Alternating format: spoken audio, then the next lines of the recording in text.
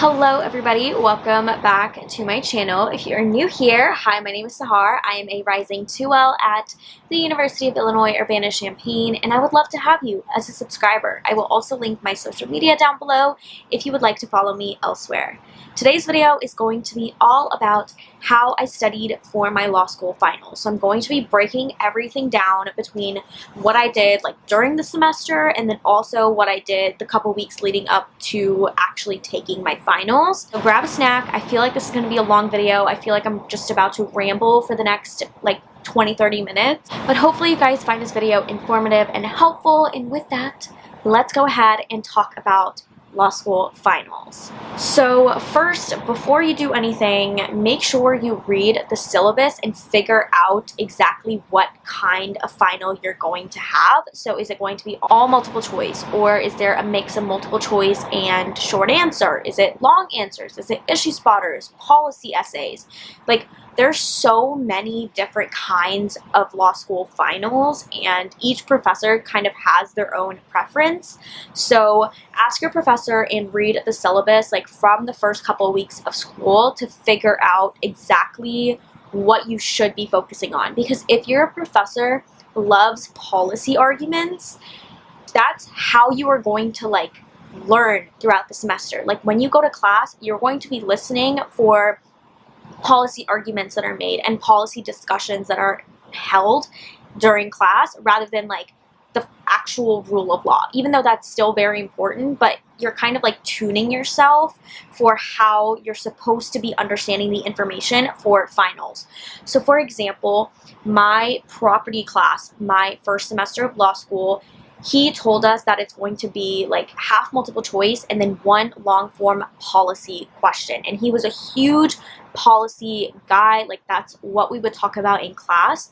So whenever he would make the policy arguments and ask about what's the policy behind X, Y, and Z, that's what I would be taking notes on rather than the actual laws, because I can figure out the rule of law from reading the cases and doing Quimby stuff, which I will talk about Quimby in a little bit, but I can do that outside of class, right? The things that he was talking about in class were the policy things that were super important, and that's what I would be taking my notes on. So figure out from the get-go exactly what type of exam your professor is going to give you, because that's how you'll kind of navigate your way throughout the entire semester. So another thing that I did during my semester was kind of an interesting way of how I took notes, and it kind of made me review the material multiple times before it was ever final season or anything like that. If you guys watched any of my vlogs, you would know I hand wrote all of my notes. I would have legal pads, and I would handwrite my notes for every single class. That was just how I felt I learned the best, and it made me pay more attention, because when you're typing, you can just transcribe the entire class. And I feel that's not really a helpful way to kind of filter all of the information in class between what's important and what's not important. Not every single thing your professor says is actually relevant or actually important to what you need to take away from that specific class. So I would handwrite all of my notes, and it made me really think through every single thing that I was writing, because it was physically impossible for me to write every single word my professor said. It's just not going to happen. So I was paying more attention in class, and I was fine-tuning the information before I put it down on the page. And that already was an extra step that my brain had to take to understand what I was learning. And then I would go home every single night and I would type up those notes. So that was a second way that I was reviewing every single thing that I was learning. So whatever I hand wrote that day, I would type it up into my OneNote, and I would organize it and make it look pretty. But also I was rereading my notes, and it helped me catch things that I may not have understood during class. And that way I could go to office hours or talk to my TAs to figure out, okay, here are the gaps in my knowledge, and here are the questions that I have. And that's so much better than waiting until finals when they're swamped, and you also are less likely to even remember what you don't know, if that makes sense. So I would handwrite my notes and then retype them. In that way, I was getting 2 additional times to like review the information again before finals ever approached, before I ever started studying, and it's just so much more beneficial in the long run. So highly recommend doing your notes that way. I know it's annoying to handwrite your notes, but I just personally found it so helpful. So everyone talks about outlining like in law school. That's like the one big study tool that everybody uses, and if you don't know what outlining is, it's essentially like a giant semester-long study guide. I made a vlog where I talked all about like how I outline, so I'm not going to go into too much detail there, but I will leave it linked in the cards if you're interested. But I recommend outlining for every single class, no matter if it's closed book or open book. Like if you can't bring your outline into the exam, still outline for the class as if you could bring it into the exam, because outlining, you're basically like going back to day one, like the first class day, and starting your study guide from there and going through the entire semester. And that is such an incredible way to review. And making the outline made me memorize the information. And so if it's closed book, you're already like memorizing the information. And if it's open book, you likely don't even have time to reference your outline more than like once or twice max. At least that was how it was in my experience. So either way, I think you should do your best to memorize all the information, whether it's closed or open book exam.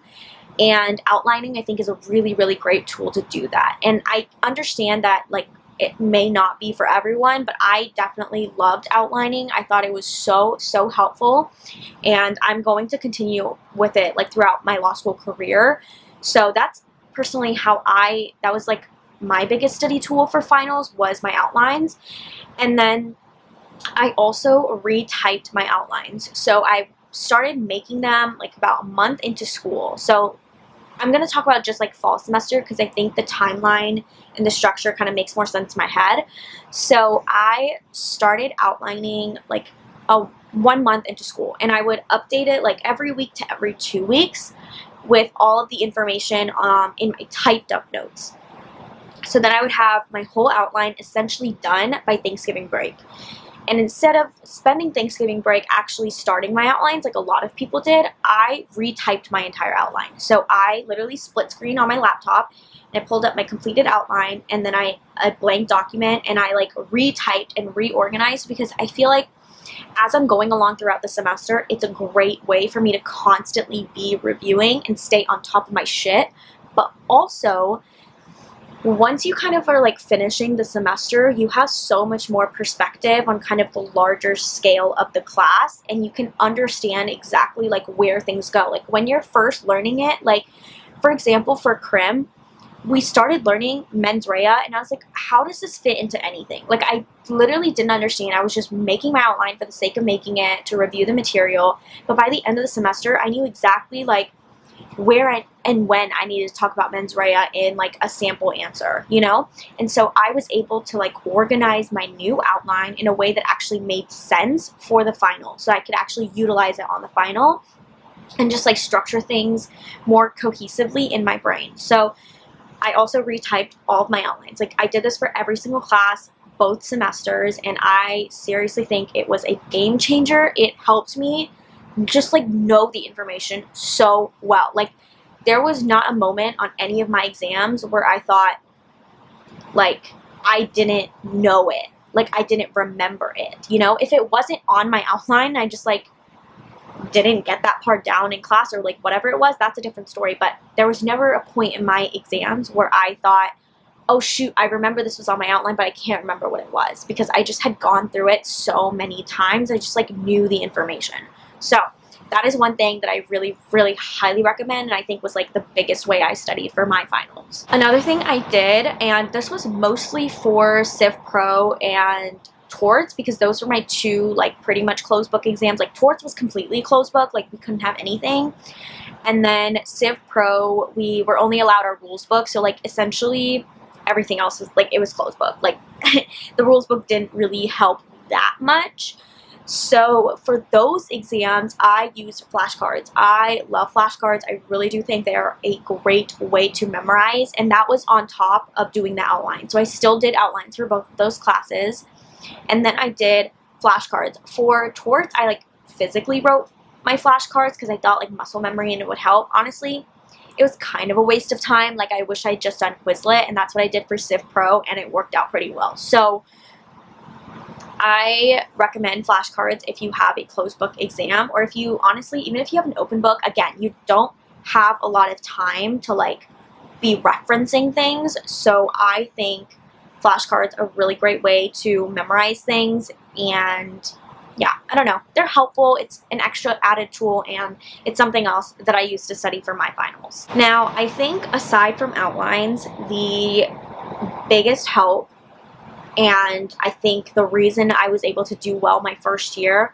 was practice exams and practice hypos. Like all of those like practice problems are game changers. And I have like mixed opinions about getting these like practice questions from other sources. I think for me, it really depended on the class. So for most of the classes, the only thing I used was what the professor gave me. So a lot of professors will give you like a past exam or just like practice questions, and I recommend doing all of those. Like if they gave you like 20 practice problems, do all 20 practice problems, because 9 out of 10 times they use like similar fact patterns or similar questions, and if you've already done it and you've already gone through the thought process, you're gonna be golden on the exam. So do every single practice problem that your professor gives you. Like literally my torts professor gave us so many practice questions, it was almost overwhelming. I did like every single one. I think I only left out like 2. But I did all of them, and there were a lot, okay? I did all of those, and I did all of the multiple choice that she gave us. So, like, it's a lot. It definitely is a lot of work, but do them. Like, seriously, practice problems are the best way for you to learn, because outlining and flashcards and your notes can only get you so far. Like, that is just you learning the law. But the way law school exams are written is you applying the law and you actually analyzing and using the law that you've learned to back up your analysis. So if all you know is the law, but you haven't ever applied it, you're not going to do well on these exams. Like practice problems are so important, and not every professor will give you practice questions. So I think there is some benefit to going to like supplemental sources. Like I used examples and explanations. I used Quimby a lot, which Quimby, if you're going to spend your money in law school on one thing, it should be Quimby. Like Quimby saved my life. It's amazing. Highly recommend. It's like just full of like practice questions, case briefs, videos, like everything. I highly recommend. But this video is not sponsored by Quimby, but if Quimby, you want to sponsor me, I will gladly accept that. But yeah, I think there is some benefit to using supplemental sources, but just be a little careful with that, because law school exams are so catered towards like specific professors and their styles and the things that they care about, that it's not always going to be like an equal comparison between like Quimby questions or E&E questions. But I do think there is value in helping you still like understand the law. So do those if your professor hasn't given you anything. Find upperclassmen and ask them like how their exam was, like the last 2 years or whatever it was, and see if they can provide you any insight. There were so many helpful 2Ls and 3Ls who literally shared their outlines with me or told me exactly like, here's kind of the question that they asked me and like what our issue spotter was and all of that. And like that helped me so much, because even though I didn't have like an actual exam from some professors, it gave me an understanding of like what they were looking for and what kinds of questions they ask. So that was really helpful. So practice questions, hypos, like try to find a way to do as many of those as you can, or at least get a sense of what your professor is looking for. Another thing that I kind of have mixed opinions about is like study groups. I personally don't think study groups are helpful. I think you should just have like a study partner, like literally one person to study with, because for me, at least, too many people to study with was very overwhelming. Like, I tried a study group and it didn't work. I feel like it was so unproductive and I just wasted my time. But having, like, one person that I studied with, like, all the time, like, literally me and my law school bestie studied every single day. I mean, you guys saw this if you watched my vlogs last semester. At the end of the semester, we studied every single day together, and that was so much more helpful than any study group ever could have been. So I recommend finding one person, maybe two like max, to study with, but other than that, I really don't think study groups are super beneficial. I mean, maybe that's how you study. Again, this is a video of how I studied for finals, and study groups just didn't work for me, but I think having one or two people is definitely beneficial. I know a lot of people who did study alone and that worked out for them.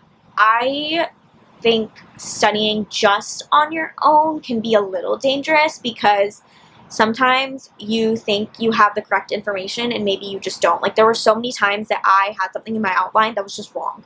Like, something that I just misunderstood in class or misheard, and it was so nice to have someone to like double check everything with. So have one or two people to study with in your corner, but other than that, I think you're good. And then the last thing that I want to talk about a little bit are review sessions. So a lot of professors will host review sessions, and I really think it's up to your discretion whether or not you want to attend. There were a lot of times where I just felt like my time was being wasted and I just didn't do it. Like, for example, my contracts review session last semester, like, all he did was go over old slides, and I already had that information because it was on campus. Like, I did not need to like go over it again. So I didn't attend that review session, and when he posted the like Zoom session recording online, I literally watched it like 1.5 times speed.